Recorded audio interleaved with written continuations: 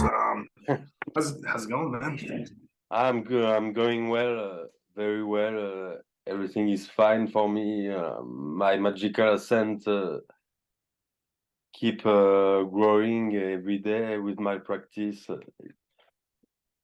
Every day Nice. I work with Belial for telekinesis. Nice. What are you working with Bilal for every day? I try to master telepathy and telekinesis. Nice. What kind of what are you doing for telekinesis? Let's talk about that. That could be a fun one.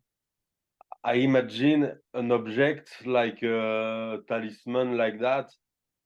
With my astral vision, I visualize it levitate in the air, and Belial says that if you work every day for month and month, you can achieve success with telekinesis by imagining an object flying.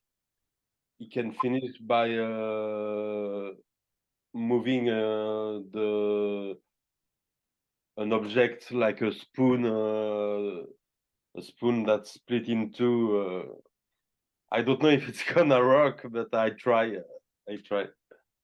Yeah. So one of the methods I had somebody tell me is to get a small feather and hang that from what she told me was to do it from floss, like for your teeth, and hang that on the ceiling. But just it can just be any kind of really small string, and hang that from the ceiling so it's about halfway down, and then just sit there and actually just try to push it.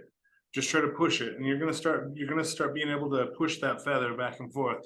And you just start with a feather just because it's really light. But that's one way you can start to develop telekinesis. Awesome. Yeah. So yeah, what you got for me? You got a list of questions, a whole new list of questions for me? Yes, I wrote a lot of questions for today. So my first one is, if each demon is an archetype of Satan and Lucifer, how would you describe the infernal and divine source behind each mask?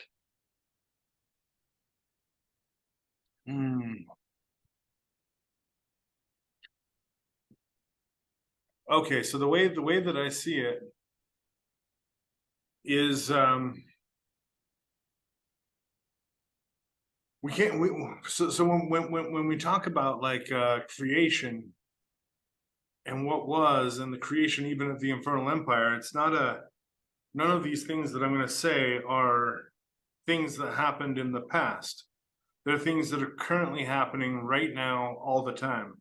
So with this, as creation began to be created, and specifically as it became dominated by forces of control, that entities like Satan, Azazel, Shemyaza, and others broke away from creation, and they actually created what I would call a pocket reality or a bubble reality.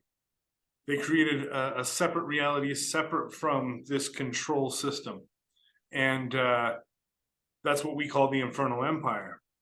Yeah. And yeah, that our goal here as magicians is actually to start creating our own realities, and these become part of this Infernal Empire. And I do think that part of what we're doing is we're pulling standard reality. Specifically, we're pulling this earth into the Infernal Empire completely, so it's not even part of God's system anymore. So it's not perfect to say that the demons are all masks of the archetypes of Satan. These are real entities. The way that I see it is Satan's body generates demons. They're actually born out of his body. And Azazel can also similarly birth these entities. And each one of the supreme leaders of the infernal realm has their own unique way of giving birth to armies of demons. Yeah, I agree with you.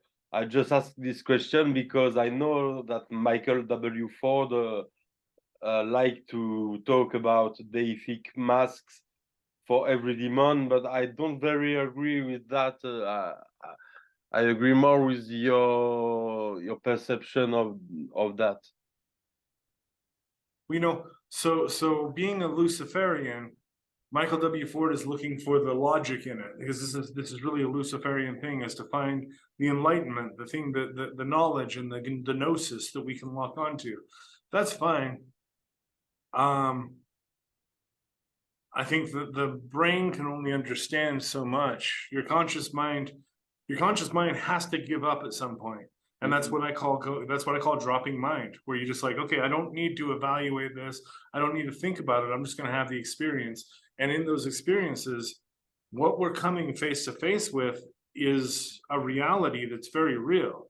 And that's actually the interesting thing, is like, as I immerse myself more in the spiritual realms and more in the Infernal Empire, it's like that's more real than this reality is. Yeah, like the dreams we do each night, it's more real than people can imagine. Yeah, no, exactly, exactly. And it's funny because when I enter into like what I've termed the Theta Gamma sync, when I get into that Theta Gamma sync and I get into a magical state again, it is like I'm waking up. It feels like I'm waking up, and I wake up into like the fullness of myself. It is like waking up from a dream, like this reality that we spend our daily lives in. It is just another dream. And then when you enter the magical state, that's when you wake up to it. And when you wake up to it, you realize that you're the one having the dream, so you can control a lot of it. Not everything. This is the thing about lucid dreaming and with manifestation. You can't control every aspect of it, but you can find the things that you can control, and you can exploit those. Yeah.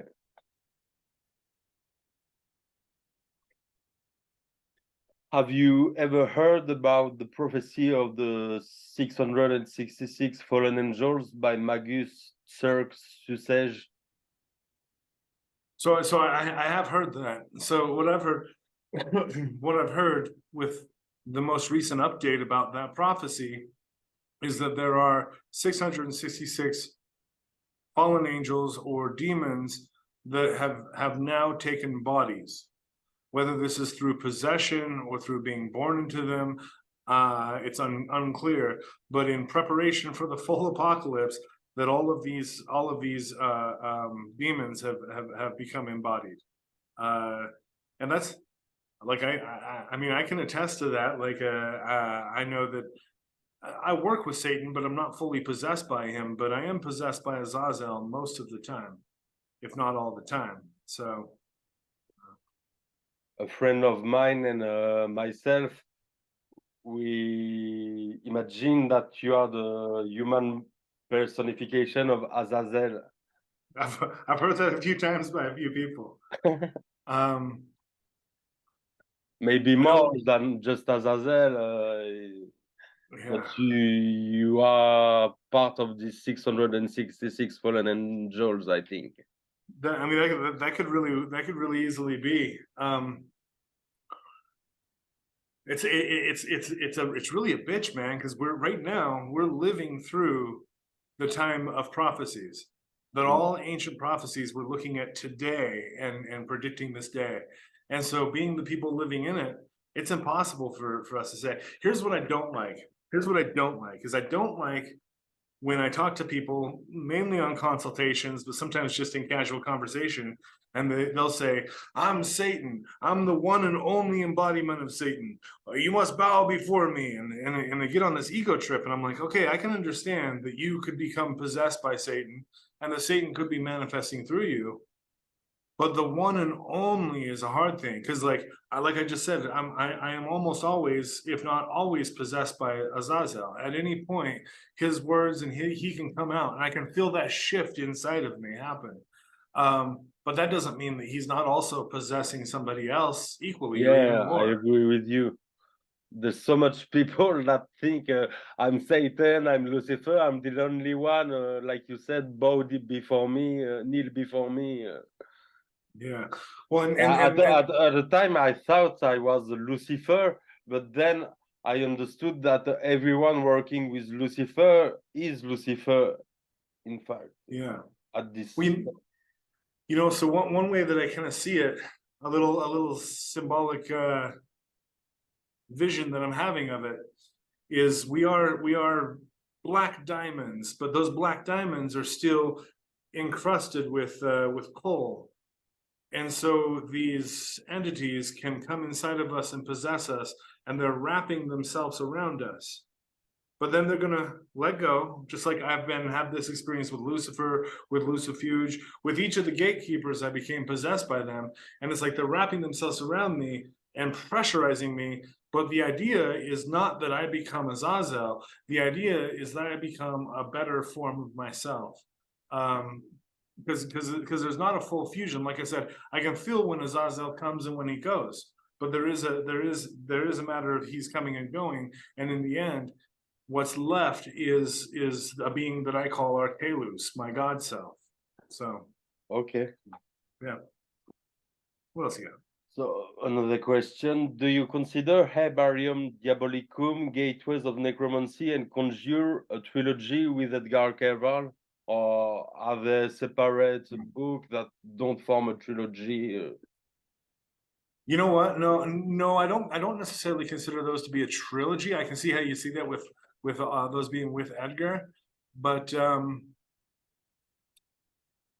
I recently suggested to Timothy that we should bundle all of our necromancy books together. So Goddesses of Necromancy, The Necromancer by Connor Kendall, the books that Edgar and I have done together, and bundle those together for a discount or something. So we might be doing that in the future. But but no, and with Edgar, I just thought I was going to do Herbarium Diabolicum, and that was it. And then after that, that went so well that we were like, hey, let's team up for another one. Let's do this one on necromancy, and then the next one on necromancy, and then we're going to do another one next year on Hecate. So I'm going to do a full path working with Hecate, and then report my notes. Anything that she transmits. I'm basically going to treat it a lot like my gatekeeper workings, where I would just receive what I received and put that in the book.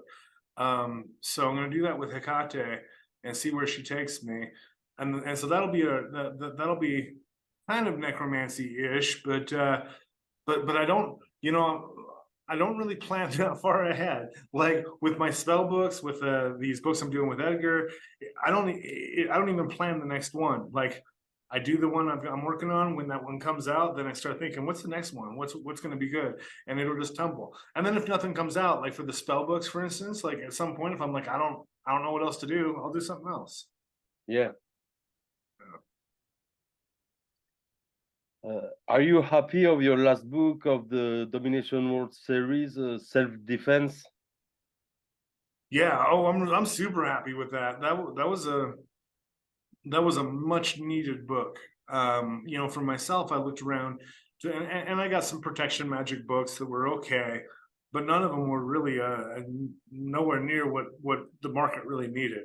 So no, I'm glad we could do that book, and what ended up in it was really great. I actually noticed that I spent a lot of the book, a lot of my part of the book talking about the Necronomicon and the different banishings and bindings and exorcisms in there. And I guess I didn't realize how important those became to me, but those did become like the cornerstone practices that I'll use for a lot of my rituals. So I got to really present a lot of that. And then a lot of another thing that I really was excited to be able to write about was how to create magical barriers. You're just holding your hand up and letting the energy come out of your hand. So this is one thing that a lot of people don't recognize is when you're doing your ritual, you light the candles. Those aren't just, you're not just lighting candles. Those actually on the astral plane, you can see the power columns come up. As soon as you light the candle, it's like these power columns go infinitely up and infinitely down. And then when you turn your incense in a circle, that actually creates a massive vortex of energy. All these little tiny things that we're doing. There's crazy things happening in the energetic realm around us.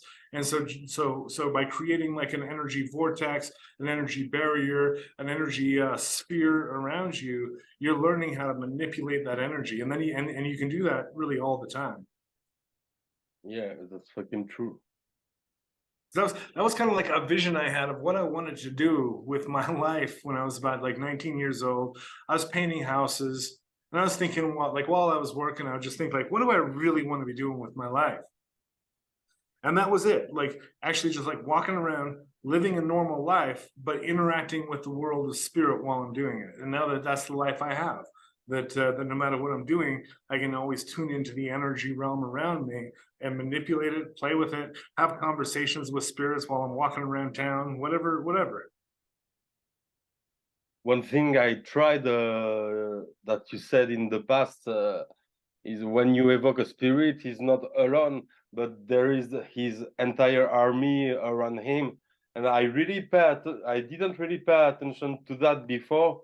And now that when I evoke a spirit, I try to visualize all his army and his soldiers and everything. He's not. They are not alone most of the times. Yeah, no, it is. So I started doing that with Lucifer a lot. Lucifer started saying like, don't just see me, but see all of my angels too. And and there is something. It adds a lot of a lot of power. You can feel the presence in the room just increasing and increasing. But I would because you say like that doesn't happen all the time. Most of the time, no. Most of the time, we're just focused on the spirit we're focused on. But then you can ask them, just say bring forth all of your armies, and you'll see what happens. So Okay. I said that to Paimon once. I called Paimon and I was like, yeah, give me, because I was just seeing what he would say. I was like, give me command over your armies. And he says something like, he's like, you have, I can't remember the exact number, but like 500, you have 500 legions that are now at your service. What do you want them to do? And he was really putting me on the spot because I didn't know. I was like, I just figured he would give them to me and I'd use them later or something. I don't know. But he was straight up like, here, you have them. Now what do you want to do with them? And that really, because that really is like the biggest conundrum that we face as magicians is like we have all this power. What do you actually want to do with the power? So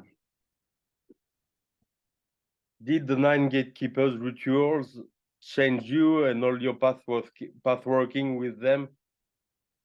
Change your way to be? I mean, yeah, it changed everything. Like I can't think of anything in my life, my relationship with my daughter, my relationship with myself, my how I feel. I mean, just my mental health, my mind is completely changed.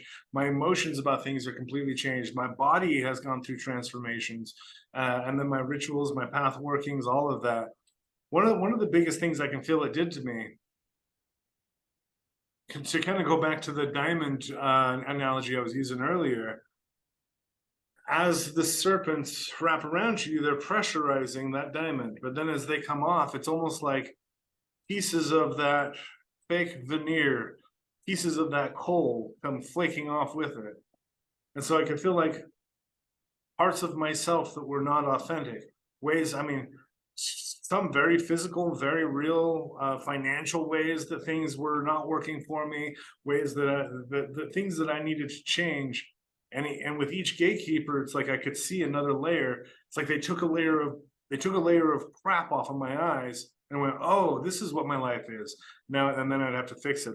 So that was I think the biggest thing was what that's done for me. I think is that going forward, I've just got a constant sense of like, whatever I feel, whoever I feel I am, that's not who I am.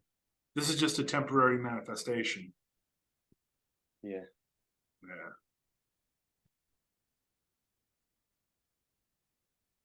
Yeah. One question again. How did you have the revelation that Ammon is linked to Lucifer?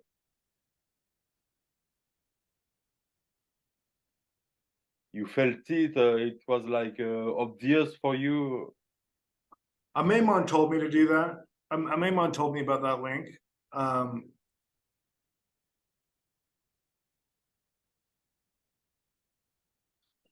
Yeah, and Maimon told me about that link. I mean, I'm going to be honest with you. I don't know that, and he insisted that I refer to him in this path working as Lucifer and Maimon. Maybe because it's a different aspect of him or something. I'm not sure. But yeah, it was just him straight up just telling me like, as I called him, and because as I was preparing, actually, like in this in this journal right here. Oh, not that one. In this journal right here, Yeah. I've got the notes about when I actually sat down and thought about like there are gatekeepers, which ones are they? And so I wrote down the names of them. And with a Maimon, I wrote his name down. He was like, no, it's Lucifer and Maimon. I was like, what? I've never called you that before. And he was like, no, it's Lucifer and Maimon.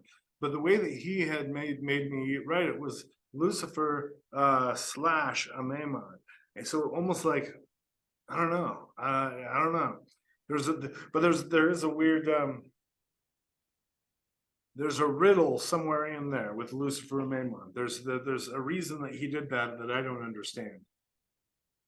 So when I personally worked with the 9 gatekeepers, I started by calling only Lucifer, and then while I progressed, I could see the connection really strong between Lucifer and Amemon, like if Amemon was the black son of Lucifer or something like that.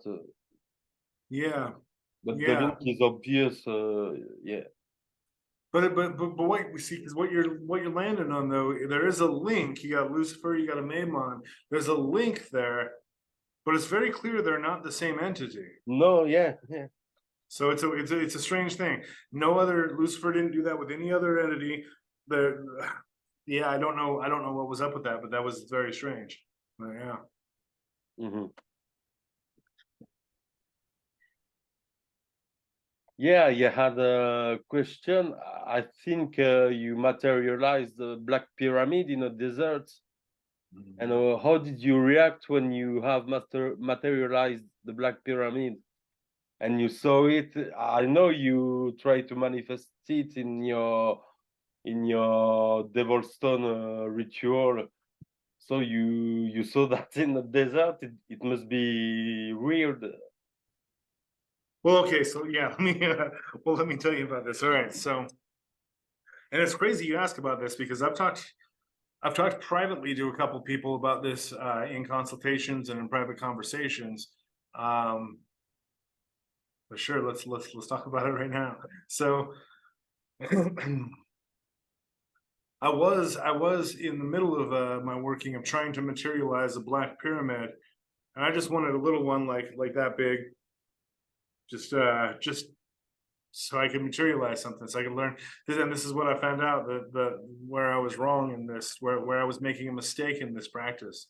You actually have to want the thing you're materializing, and that's a hard one for me to find something that I want enough to spend day after day after day. But anyways, every day I would try to materialize it at noon. So at noon I had an alarm set on my phone that would go off, and I go, okay, it's time to go do this. I'd go into my temple and at the exact same spot, the exact same time, try to manifest this black pyramid. Well, one day, as I'm doing this, Azazel comes to me very clearly. He bubbles up inside of me and just says, "Go out into the desert," and he draws me to a specific spot in the desert where there's rock formations that you can go sit on and overlook the whole desert sand dunes. So I go out there, and I'm just sitting on this rock, sitting on a cliff actually, and it's probably a good, probably 60-foot tall cliff. And I was like, okay, Azazel, what? And he goes, just do what you were doing at home, but do it here. And so I was like, oh, okay, cool. So I just look out in front of me. I go sit on the very edge of the cliff. So my knees are basically just right up against just air. Like if I tumble forward, I'm gonna fall to my death. But I look out and I see I just I keep my eyes open, meditate, and I try to see the little the little pyramid, but it does form a full I mean, it's taller than where I'm sitting, 60 feet up. So it's a huge pyramid, and it forms. I mean, it's like in perfect detail, perfectly clearly. And as I look at it, I start descending into its opening. Like there was a door there, a very clear door somewhere, and so I go to disturb. Like if it didn't feel like I was soul traveling, it felt like my body was just floating downwards through that door. And I go into the pyramid and I see at the top is glowing with light, and light is coming up from somewhere above it, coming into the top, coming down into the base. As the light hits the base, and it's just like a column of light straight in the center. As the light hits the base, it spreads out, and I can see in a vision, I can see the light spreading across the earth and touching other pyramids. And then these other pyramids start lighting up and doing the exact same thing. And then it touches other pyramids and it does the exact same thing. And so then I kind of like, I'm just all of a sudden the vision goes away and I'm sitting back on the cliff looking just at empty air in front of me. And I was like, what the fuck? And Azazel says, this is can't remember the words he used, but basically that we are the pyramids. And so what we're doing is we're trying to bring light into ourselves to light us up, to fully engage us as living gods. As each one does this, it's going to send shockwaves through the earth that other people are going to pick it up and start lighting up as well. And this is the true revolution that that the demons are planning and moving us towards, is getting just a few of us to light up so it lights up everybody. Yeah, So, crazy. yeah, really crazy, super crazy. We have a musician question. Do you still play bass guitar? Yeah, I do. I just barely hit me. Oh, I don't. You can't see it. You can't see it, but It's behind you, I think. there we go. Yeah. So yes, I do. This is my new. This is my new Jackson JSP2. So it's got. It is so fun. This was actually so affordable. I just bought it from the manufacturer. I just went on their website. I love it. I love it. Yeah, I'm learning right now. I've got two new Slayer songs I'm learning. So I'm learning Mandatory Suicide and oh, what was the other one? Let me look. The other one is Killing Fields. Killing Fields. So yeah, so I'm learning learning some new songs here and there. Yeah, having a hell of a fun time with it. I'm a drummer, so I Oh love yeah. all instruments. I play the guitar, I play the piano, I play a little of bass guitar, but with a pick, not with my fingers. Oh really? Yeah. See, I've used a pick. I've used a pick. I don't like it. I don't. It's too much like doing doing Yeah, with the it's pick. very metallic sound. Yeah. So I use my fingers for almost every song. Even like I'll play some black metal, like some Nagofar or Cradle of Filth. And even with that, you're supposed to be using the pick and going. I can't remember, it's tremolo where you go back and forth on the same string, up and down strokes. But I'll just use my fingers and finger style that. So yeah, I feel like I got more. I feel like I'm more connected to the instrument with my fingers versus just a little pick. It gives me a completely different feel. It's because I'm a guitarist. I play with the pick, so I play the bass like I play the guitar. Yeah, there you go. There you go. Yeah. So have you written your own music? Yeah, I have a few songs on the SoundCloud and YouTube. I recorded the old instrument. I sing in all my songs, and I do the engineer sound work myself. I do everything. I love to do Wow, that. that's awesome. That's awesome. But Yeah. it's No. not perfect. There's some little defects, but it's okay. I do that for my pleasure. So. Yeah. No, I've written a few songs that have been gone they're really cool, and I want to do something with them. So I might have to hit you up. I'll record my bass line and hit you up, and maybe we'll make a Yeah, black magic track together. I Black got one Magic. called the Infernal Empire Rises. It's all about opening the gates to the Infernal Empire. One I of think my it'll be. song is called Baal, Oh yeah. and it's a rock song. I talk about magic in all my songs. For me, it's a linked magic and music. I can Can you? express what I can't express with words in my music. That's it. Oh yeah. Oh, for sure. Well, also, there's somebody asked me the other day on my TikTok live stream. They asked me if I've ever used mm, playing music as a magical tool, and I never have. But that's something I was thinking about because when I'm playing, I can get into a completely different mind state. It is like I am just not. I'm not the same person. I'm not the same person. I'm a completely different, much more connected person. So I was thinking like, and you can feel a certain energy, and I can even feel different spirits. Like as I'm playing, I'll be aware of spirits that are in my temple in that moment. And so I wonder if you can use that for an actual ritual, like if you got like a baneful magic ritual, you write a really evil song and you play that song while you're casting your spells. I don't know.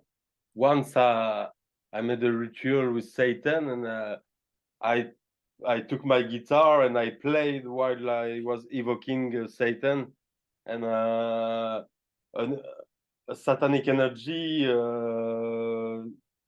was coming inside me, and it allowed me to make solo like I can do without this energy, and it was interesting to conjugate the both of them.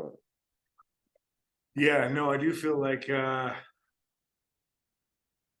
specifically my so I've got over here behind me, I've got my death altar, and then a little bit lower than that, I've got this pot here, and that's my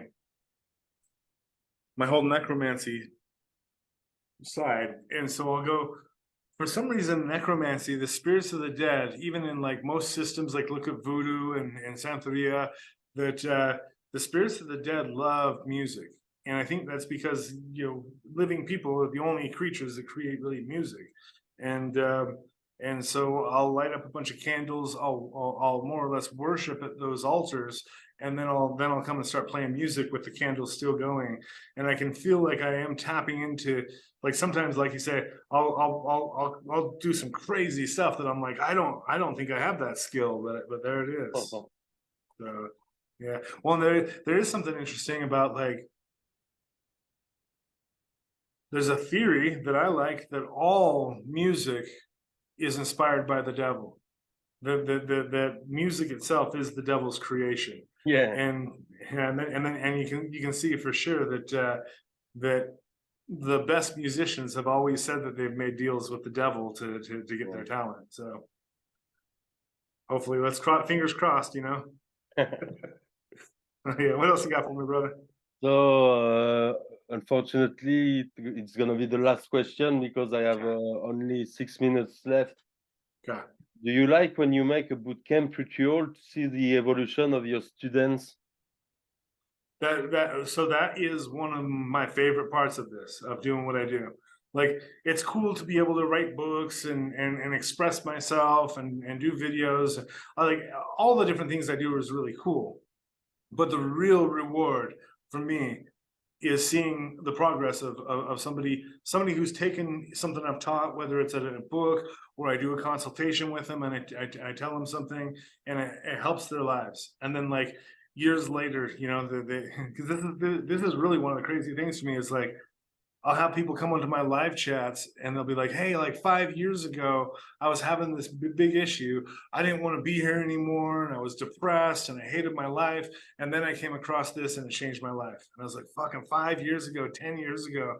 And so that is like the biggest payment that I get for doing what I do, is just the fact that people are benefited from it, that I actually do see progress, not just in their magic, because a lot of that can just be like masturbation. Like, it's like a lot of people are just lost in these visions and they're lost in the astral plane.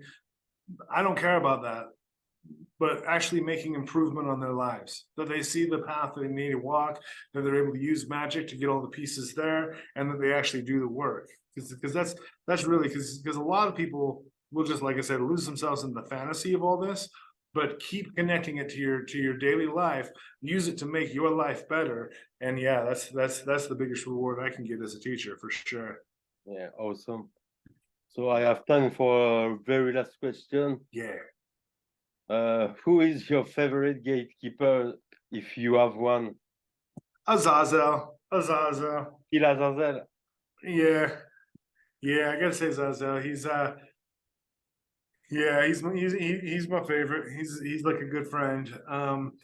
But then I also do like Satan. I like Satan's Gate quite a bit because it was the final one, and it's like fuck everything.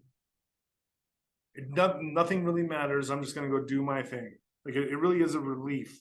It's a relief. Satan's Gate was for me. So yeah. Well, awesome, man. It's been great chatting with you. Yeah, for me too. Thank you very much. Yeah, just hit me up in the future and we'll keep doing these. Yeah, for sure. All right, bye bye. Bye.